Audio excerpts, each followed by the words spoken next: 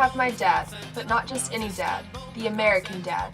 He embodies everything it means to be an American, white and a male. You see what's going on here, don't you? An American is supposed to be one thing? No, it's a scam. Wake up, people. Not every American is a white man. You see that person in the background? That's a brown woman. And you see that kid? That's an Asian child.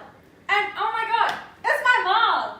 So now you think you know what an American is, but what about the world? واعتقد انه على المشرعين الامريكيين وصناع القرار انه يتحملوا مسؤوليتهم تجاه ما يحصل. It is really sad that the US, since the beginning of the war in Yemen until now, choose to refuel the war by selling weapons to Saudis or by supporting Saudis in a different way. احنا بنزور الولايات المتحدة الامريكية لانه نعتقد انه فيها مؤسسات ممكن ان تحاسب ادارتها على ادوارها في الحرب في اليمن وممكن تحاسب حلفائها. Now people are dying for nothing just because parties to the conflict don't care and don't feel the pressure to stop the war and to protect civilians in the ground. الإدارة الأمريكية الحالية تساهم بتغذية الحرب كل يوم. يمكن مؤسسات الأمريكية اللي مهتمة بحقوق الإنسان والديمقراطية أن توقف تغذية الحرب وتسائل حلفائها وتضغط عليهم لإيقاف ممارساتهم تجاه اليمن. Okay, so that's how the Yemens feel about us. But let's talk more with Bernie Sanders and expand on this topic. Hello, Mr. Sanders. Thank you for taking the time to talk to us. As we know, you are not chief, and neither of us are, but we were wondering, what can we do to better the situation in Yemen? So as civilians, we can support in any way we possibly can. George Washington once warned us about not getting too involved with foreign countries, but seeing as we've already done that with Yemen, we should be helping saving them instead of creating the weapons that are destroying their lives. So even further than that, you can get involved into the political movements that are towards this problem, as well as just raising awareness and knowing the kind of effects that we have in foreign countries. Thank you. Thank you. In some ways, Americans worsened this conflict, even fueled it. Like some of the Yemenis right now, those living in Iraq may also perceive us as enemies. And the truth is, Americans can be both friend and foe. I'm so angry that patriotism has been hijacked. Like, I'm a patriot. Like, I love my country.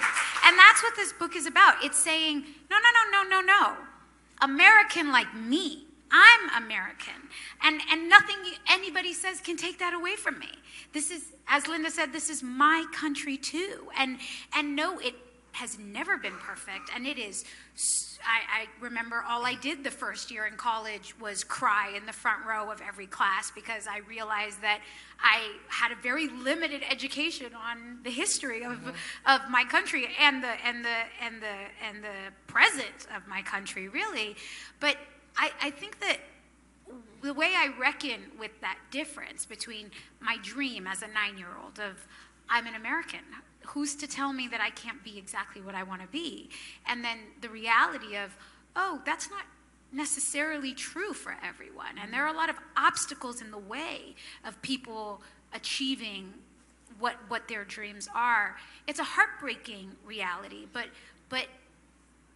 it's one that calls me to action. It says to me, you know, if there's a vision of America that I believe in my bones that looks a little bit like the street Linda grew up on, then it's my responsibility to show up to that and not to say, oh, you lied to me, it's not what I thought it was, I'll just give up on hoping but live in this country and not show up. Like, that's not an option, right? We can't relinquish our vision and our identity. And truly, I more than anything, like, I don't want anyone to take away the love that I have for my country that is not perfect, but that we, in spite of how people want to see us or talk about us, we compel this country towards its own promise.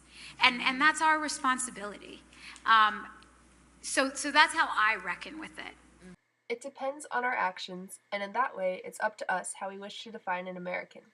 Whether we may be heroes aiding the ones in need, or the color of our skin, or the gender we identify with, we are all Americans. What an American was started from our founding fathers, and its definition continued to change through the years of America's growth. A new meaning was added each time we overcame an obstacle, or at least took a step in the right place.